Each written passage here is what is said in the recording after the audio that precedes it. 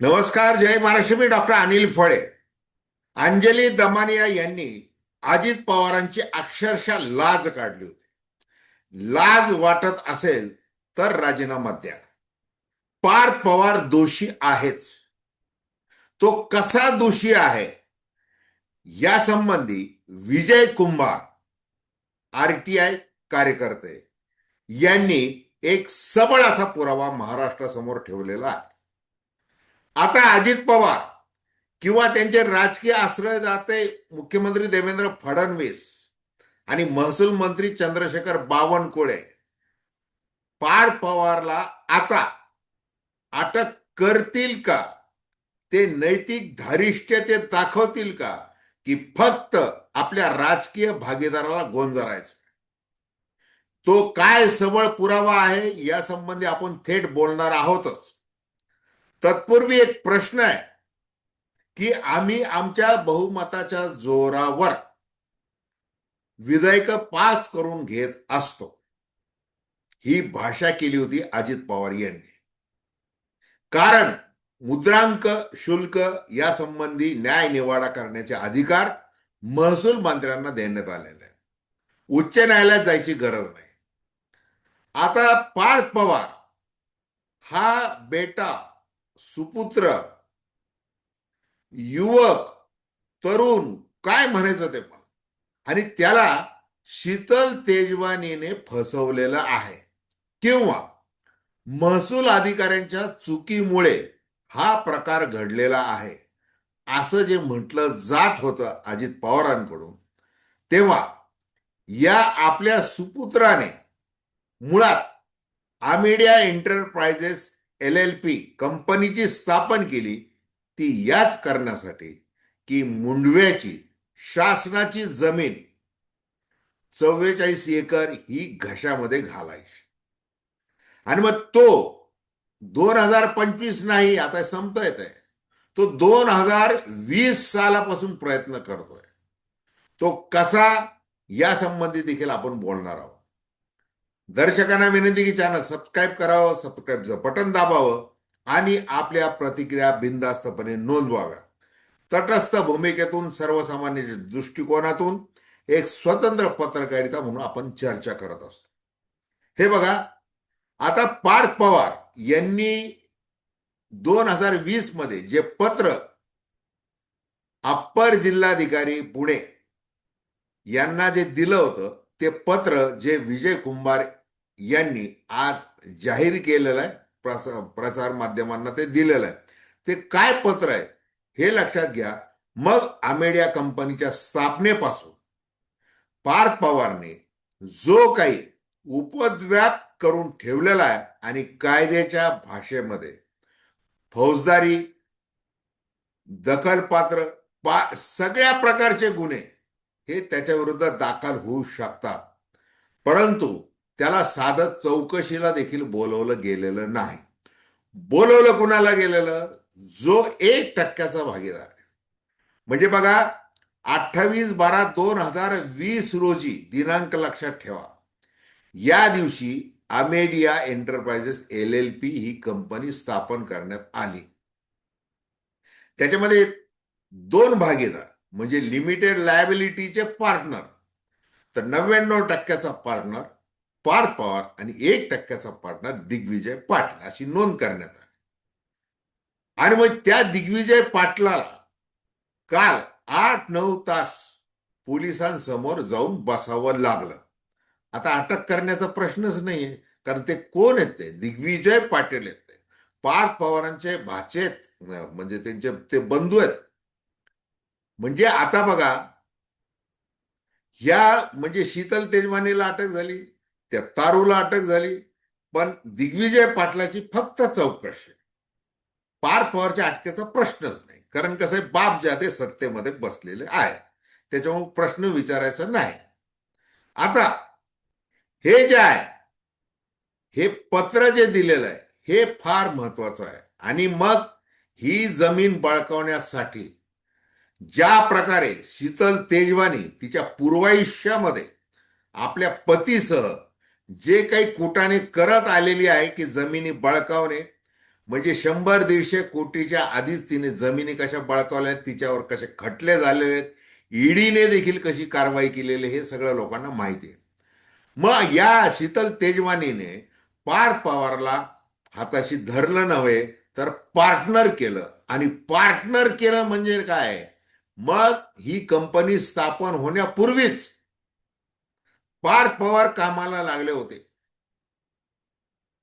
कसे लागले होते, त्यांनी 1 जून 2021 ला एक पत्र दिलेलं आहे.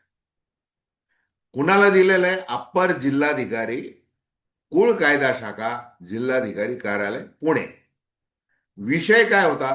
मौजे मुंडवा तालुका हवेली जिल्हा पुणे येथील सर्वे नंबर 88 या मिळकती संदर्भात मान्य जिल्हाधिकारी यांच्याकडे तारीख 10/11/2021 रोजी दाखल प्रकरण क्रमांक PTK कावी 1356/2020 ची तात्काळ सुनावणी होण्याबाबत.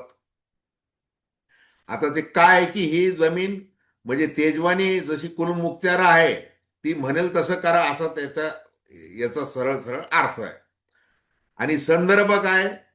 मौजे मुंडवा येथील सर्वे नंबर 88 तालुका हवेली जिल्हा पुणे या मिळकतीमधील माननीय मंत्री महसूल यांच्याकडील निर्णय क्रमांक BIW 3496 CR205 L4 तारीख 18/11/1994 अन्वय मूळ वतनदारांना उपरोक्त मिळकत रिग्रँट झालेली असल्याने सदर वतनदारातर्फे कब्जे हक्काच्या साऱ्याची रक्कम भरून घेणे बाबत. हे फार महत्वाचं. आता बघा, 18/11/94 गुगल करा. त्यावेळेला महसूल मंत्री कोण होते? माधव किनाळकर हे महसूल मंत्री होते. आणि मुख्यमंत्री कोण होते? शरद पवार हे मुख्यमंत्री होते.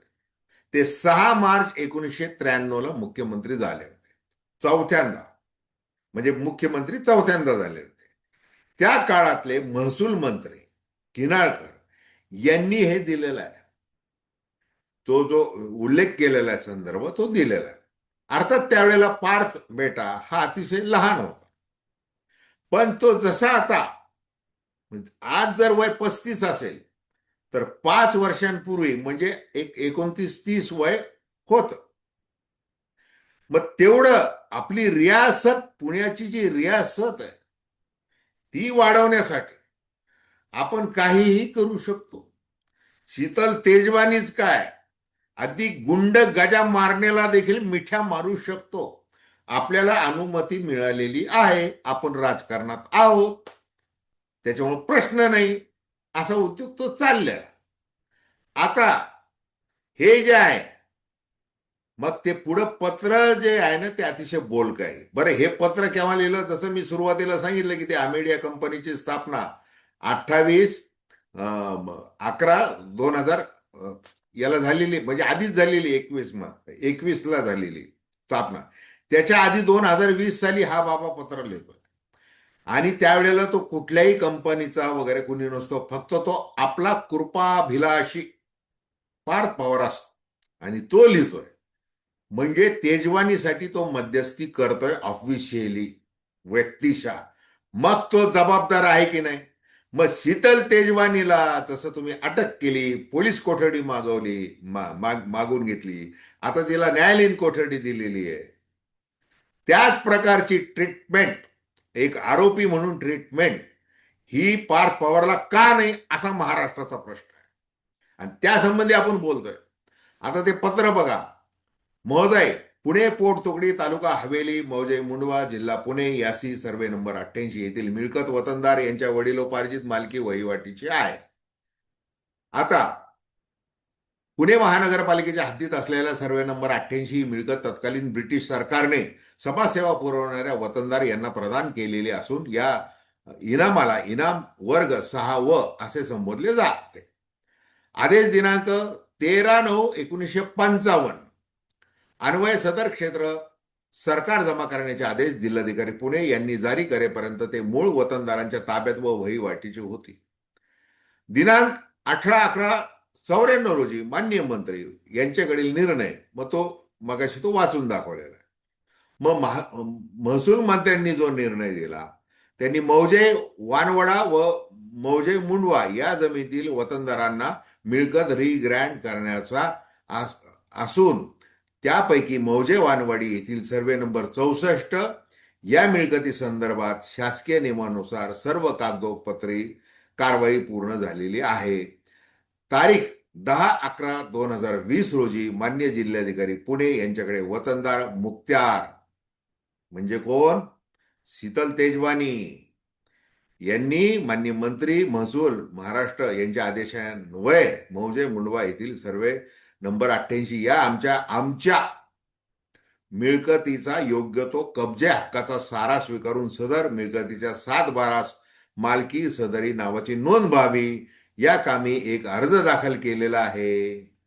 सदर अर्ज मान्य जिल्हाधिकारी यांच्या कार्यालयाने तहसीलदार हवेली यांच्याकडे तारीख 15/12/2020 रोजी वर्ग केला व सदर अर्जातील विषयानुरूप मिळकतीबाबतचा अहवाल जिल्हाधिकारी कार्यालयाकडे सादर करावा असा मान्य जिल्हाधिकारी यांनी आदेश पारित केला आहे.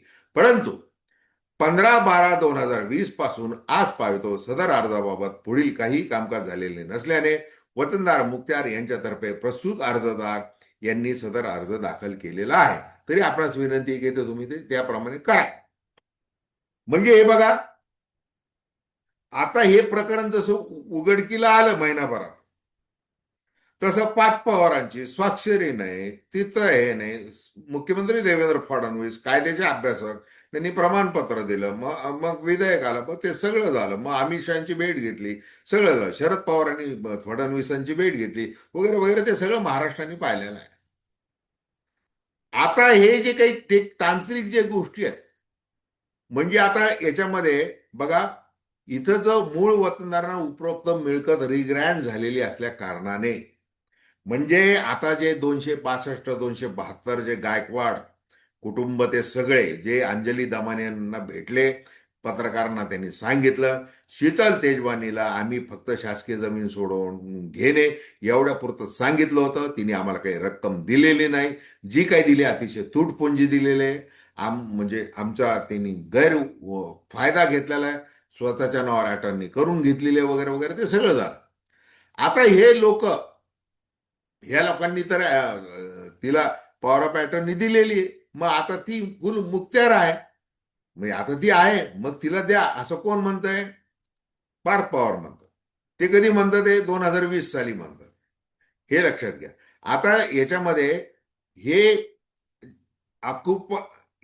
याची जी आहे रिग्रँड, म्हणजे मूळ वारस अर्जदार जे आहेत त्यांच्या नावाने पुन्हा रिग्रँड करणे.